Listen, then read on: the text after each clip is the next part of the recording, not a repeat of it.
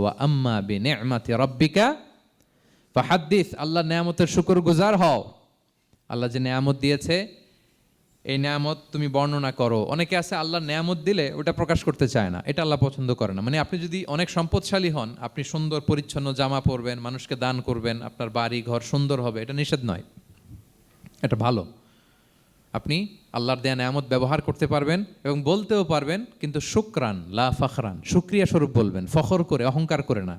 বলতে পারেন আলহামদুলিল্লাহ, আল্লাহ তাআলা আমাকে 4টা ছেলে দান করেছে, 4 জন হাফেজ, আল্লাহ তাআলা আমাকে থাকার মতো একটা ঘর দিয়েছে, একটা বাড়ি দিয়েছে, একটা গাড়ি দিয়েছে, সম্মান নিয়ে সমাজে চলার মতো আল্লাহ তাআলা আমাকে দিয়েছেন। এটা যদি আপনি শুকরিয়া স্বরূপ বলেন, এটাতে সমস্যা নেই, কিন্তু অহংকার নিয়ে বলা যাবে না। ইন্নাল্লাহা ইউহিব্বু আইয়ারা আসারা নি'মাতিহি আলা আবদিহ, আল্লাহ তাআলা যে নেয়ামত তার বান্দাকে দিল ওইটার একটা নমুনা দেখতে আল্লাহ পছন্দ করে। আল্লাহ বানাইছে আপনার বিলিয়নিয়ার, আপনি হচ্ছেন ছেঁড়া পাড়া জামা পরে চলেন, হবে? বানাইছে আল্লাহ তাআলা আপনাকে অনেক সম্পদশালী, আপনার চলা ফেরা কোনো রুচিই নাই, এটা হইলো না। আল্লাহ চায় যে তোমার যে নেয়ামত দিছে এটার একটা নমুনা তোমার মধ্যে থাক, এটাও শুকরগুজার হওয়ার একটা আলামত।